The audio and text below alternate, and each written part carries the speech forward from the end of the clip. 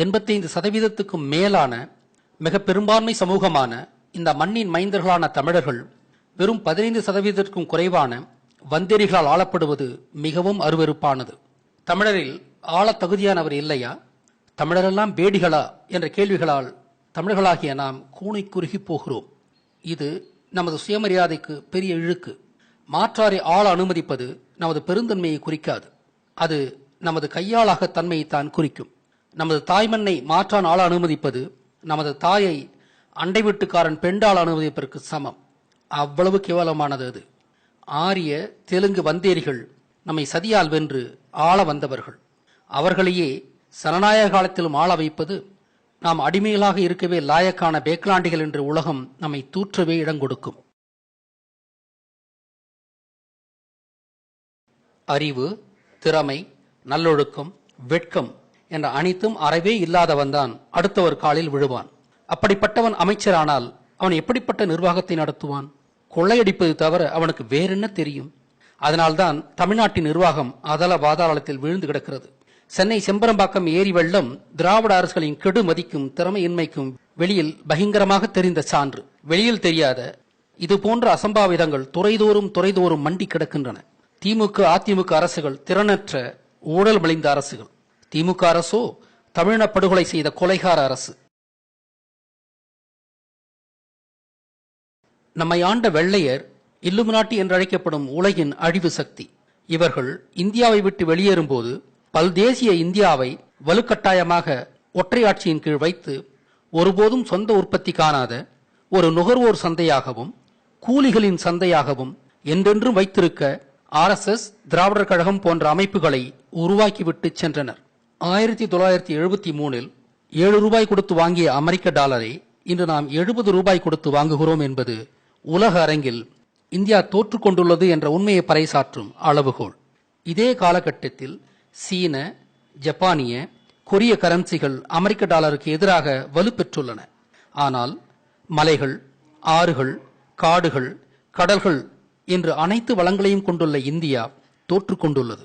இது ஒரு திட்டமிட்ட ஏற்பாடு. இல்லுமினாட்டிகளால் உருவாக்கப்பட்ட திராவிடர் கழகம் தெய்வ நம்பிக்கை ஒழிப்பு, தமிழ்மொழி ஒழிப்பு, திருமண ஒழிப்பு, கற்பு ஒழிப்பு, தமிழர் பண்பாட்டு ஒழிப்பு என்ற இல்லுமினாட்டி திட்டங்களை கனக்கச்சிதமாக நிறைவேற்றின. திராவிட அரசுகளும் லாட்டரி, சாராய விநியோகம், இலவசம் போன்ற அழிவு திட்டங்களை நம்மீது திணித்தன.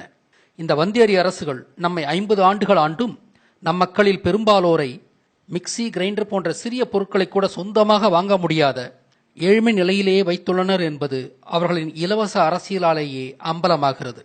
2ஆம் உலகப் போரில் நிர்மூலமாக்கப்பட்ட ஜப்பான் 20 ஆண்டுகளில் உலகின் பொருளாதார வல்லரசாக உயர முடிந்தது. ஆனால் இந்த வந்தேரி திராவிட அரசுகளின் 50 ஆண்டு ஆட்சிக்கு அப்புறமும் தமிழர்கள் இலவச அரிசி பெறும் பிச்சைக்காரர்களாகவே இருக்கின்றனர் என்ற யதார்த்தம் நம்மை ஆளும் திராவிடர் கெடுமதியாளர்கள் என்பதை பறைசாற்றுகின்றது. ஆனால் திமுக அதிமுக அரசியல் வியாதிகள் ஒவ்வொருவரும் இதே காலகட்டத்தில் 100 முதல் லட்சக்கணக்கான கோடிகளுக்கு அதிபதியாகியுள்ளனர்.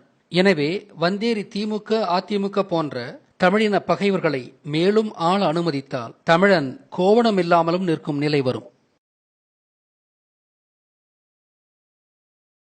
தமிழர்களாகிய நமக்கு இந்த வந்தேரிகள் திட்டமிட்டே தீங்கு செய்கின்றனர் என்பதை கூட புரிந்து கொள்ளாமல் அவர்களை நாம் மீண்டும் மீண்டும் ஆள வைப்பதை காணும் நமது அண்டை இனங்கள் நம்மை பேக்லாண்டிகளாகவே நினைக்கின்றனர்.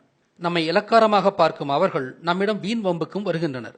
தமிழக அரசு தமிழருக்கான அரசு இல்லை என்பதை அவர்கள் நன்றாக உணர்ந்துள்ளதால் தான் மீனவர் பிரச்சனை, நதிநீர் பிரச்சனை, ஈழப் பிரச்சனை எல்லாம் நம்மீது திணிக்கப்படுகின்றன. ஏமாளிகளை உலகம் மதிக்காது. நம்மை நாமே மதித்தால்தான் உலகம் நம்மை மதிக்கும். தமிழகத்தை பச்சை தமிழரே ஆளும்போதுதான் உலகம் நம்மை மதிக்கும், நம்மை கண்டு அஞ்சும். நம்மிடம் வம்பு செய்வோர் வாளை சுருட்டிக் கொள்வர். கடந்த 900 ஆண்டுகளாக நிலையான அந்நியர் ஆட்சியில் நீடிக்கும் நமது மண்ணில் நம்முடையவை அனைத்தையும் இழந்துள்ளோம். நமது ஆன்மீகம், நமது கலைகள், நமது பண்பாடு, நமது வளங்கள், நமது மொழி, நமது கல்வி, நமது மண்ணுரிமை என்று நாம் இழந்தவை பெரும் பட்டியலாக நீளும். இந்தியா விடுதலை அடைந்ததாக சொல்லப்படும் கடந்த 60 ஆண்டுகளில் காமராசர் ஆட்சி காலம் தவிர்த்து மற்ற ஆட்சிகளிலெல்லாம் தமிழக அரசின் தலைமைச் செயலர் முதற்கொண்டு பெரும்பாலான பல்கலைக்கழகங்களின் துணைவேந்தர்கள், அகழ்வாய்வுத்துறை முதலிய முக்கிய துறைகளிலெல்லாம் வந்தேரிகளே நியமிக்கப்பட்டு ரகசியமான தமிழ் அழிப்பு திறம்பட நடத்தப்பட்டுள்ளன. இது வந்தேரிகள் திட்டமிட்டு தமிழருக்கு செய்த பெருந்துரோகம். ஆதிச்சநல்லூரில் சில ஆண்டுகளுக்கு முன்பு அகழ்வாய்வில் கண்டெடுத்த எழுத்து பொறிக்கப்பட்ட தாழி இப்போது இருக்கும் இடம் தெரியவில்லை என்று சொல்லுகின்றார்கள். இந்த துரோகங்களை களைந்து நாம் இழந்தவற்றை மீட்க தமிழாய்ந்த தமிழரே தமிழகத்தை ஆள வேண்டும். பசுமை புரட்சி, வெண்மை புரட்சி எல்லாம் இந்தியர்களின் வளங்களை அழித்தும் ஏமாற்றியும் பொருளீட்ட உலகின் ரகசிய இயக்கங்கள் செய்த சதி என்பது இப்போது நமக்கு தெளிவாக புரிந்துவிட்டது. உண்மையான பொருளாதாரம் நமது பாரம்பரிய தொழில்களிலேயே உள்ளது. இழந்தவற்றையெல்லாம் மீட்டு நமது பொருளாதாரத்தை பெருக்கி நம்முடைய அற்புதமான பண்பாட்டு கலாச்சார வாழ்க்கையை புனரமைக்க வேண்டும். இன்றுள்ள அதிநவீன மேற்கத்திய தொழில்நுட்பங்களும் வியாபாரிகளாக வந்த வெள்ளையர்கள் தமிழரிடத்திலிருந்து களவாடி சென்ற விஞ்ஞான கணித அறிவை கற்று அவற்றை மேம்படுத்தியே உருவாக்கப்பட்டவை. ஜியாமெட்ரி, கால்குலஸ், வானாராய்ச்சி, புவி ஈர்ப்பு போன்ற எண்ணற்ற அடிப்படை விஞ்ஞானத்தை உருவாக்கியவர்கள் தமிழர்களே. எனவே அதிநவீன தொழில்நுட்பத்திலும் ஜப்பான், கொரியா, சீனா போன்றே தமிழரும் வளர்ச்சி காண்பது மிக எளிது. இது நிகழாமல் பார்த்து கொண்டுள்ள அதிமுக, திமுக போன்ற தீய சக்திகளை அதிகார வளாகத்திலிருந்து அகற்றினால்தான் தமிழன் முன்னேற முடியும். பூமிப்பந்து முழுதும் கடகரேகைக்கும் மகர ரேகைக்கும் இடையிலுள்ள நிலங்களே பணக்கார நிலங்கள். வெள்ளையர்கள் இந்த நிலங்களை கொள்ளையடித்தே வளமாக வாழ்கின்றனர். ஏனென்றால் இங்குதான் சூரிய சக்தி கணிசமான அளவு பூமியில் இறங்குகிறது. இந்த சூரிய சக்தியை முறையாக பயன்படுத்தி அனைத்து வகை நிலங்களிலும் பொருத்தமான பணப்பயிர்களை வளர்த்து பெரும் பொருளீட்டலாம்.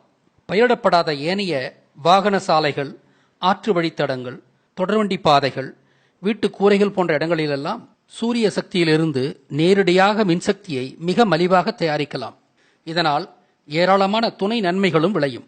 மலிவான சக்தியே ஒரு நாட்டின் முதுகெலும்பு என்பது அனைவரும் அறிந்தது. எனவே சூரிய மின் தகடுகள் தயாரிக்கும் அனைத்து ஆலைகளையும் நிர்மாணிப்பது நமது முதல் கடமை. ஆனால் ஆபத்தான, விலை உயர்ந்த, உதவாத அணு உலைகளை வல்லரசுகளிடம் லஞ்சம் பெற்று நம் தலை மீது கட்டும் திமுக, அதிமுக தீய சக்திகளை ஒதுக்கி ஒழிப்போம். நாம் தமிழர் கட்சியின் பின்புலமாக தமிழ் தேசிய உணர்வு கொண்ட, உயர்கல்வி பெற்ற, உலகெங்கும் வாழும் ஆயிரக்கணக்கான வல்லுநர்களும் அறிஞர்களும் அயராமல் பணியாற்றுகின்றனர். நாம் தமிழர் கட்சியின் பெரும்பாலான உறுப்பினர்களும் பொறியியல் மற்றும் மருத்துவக் கல்வி பெற்ற தகுதியான இளம் செயல் வீரர்களே. எனவே நாம் தமிழ் ஆட்சியில் அமர்ந்தால் நாம் இதுவரை விவரித்த சிக்கல்களை களைந்து அனைத்து துறைகளிலும் பிரமிக்க வைக்கும் வளர்ச்சி கண்டு உலக நாடுகள் வியந்து போற்றும் நிலமாக தமிழ்நாடு விளங்கும். ஆகவே நாம் தமிழர் கட்சியை பெரும்பான்மையான இடங்களில் வெற்றி பெற வைப்பது நமது முதல் இலக்கு. தமிழினத்தை படுகொலை செய்த திமுக, காங்கிரஸ் கூட்டணியை படுதோல்வி அடைய செய்ய வேண்டியது நமது இரண்டாவது இலக்கு.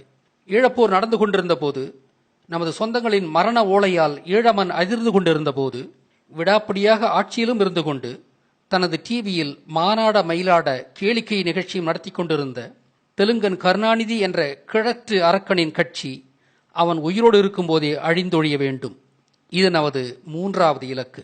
பொருளும் ஊடக பலமும் இல்லாத நமக்கு நம்பிக்கையோடு கூடிய கடின உழைப்பே நமது ஒரே ஆயுதம். பெரும்பாலான தமிழர்கள் தங்களையே ஊடகங்களாக பாவித்து நவீன தொழில்நுட்பங்களை பயன்படுத்தி பணியாற்றினால் தொலைக்காட்சி, பத்திரிகை ஊடகங்கள் நம்மிடம் தோற்று போகும். வெல்க நாம் தமிழர்.